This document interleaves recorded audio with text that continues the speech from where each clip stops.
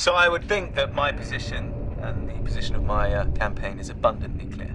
Thank you. Madam President, you have 30 seconds to respond. Well, my initial response is there he goes again. Once again, ladies and gentlemen, Dr. Baltar is distorting the real issues before us. The issue here, the real question, is not allowing the scriptures to dictate the policy of this government. The question is, do the scriptures contain real-world relevance? Do they contain the information necessary to guide us to a safer home than some completely unknown planet that we've just now discovered? Obviously, my answer to that question is yes. I have always and will continue to feel the scriptures hold real-world relevance. Mr. Vice President, the next question is for you. How do you respond to the charges that you seize the idea of permanent settlement on this planet as an opportunistic gamble? Some would say as to be construed as a desperate move from a campaign that was falling behind in every poll. Well, you know, that is an excellent question, in fact, Jim. Thank you.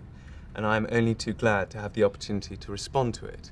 You see, I have long been a proponent in the search for Earth, the promise of perhaps finding not only a new home, but also the prospect of discovering our long-lost brothers and sisters of the 13th colony is a powerful one, and one I have believed in heart and soul. But the trouble is, the Cylons continue to follow us, as they have done every step of the way, since the destruction of the colonies. And if we have a chance to change this dynamic, to stop this deadly chase, shouldn't we take it? My answer is yes. Thank you. Madam President, 30 seconds.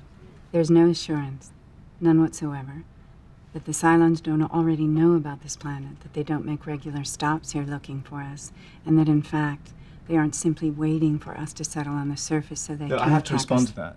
I simply have to respond to that. I'll give you 15 seconds. What you've seen right now, ladies and gentlemen, is another example of the president using fear to drive her campaign. Fear. Fear of the gods. Fear of the Cylon. Fear of fear itself. Is it not time to stop being afraid? I'm asking all of us to stop running from our lives and start living them. Thank you. Thank you. That is all we have time for today. I'd like to thank both the candidates for their frankness today. Very exciting debate. And this concludes the cycle of the debates for the presidency. The polls will open in 3 days. Please vote.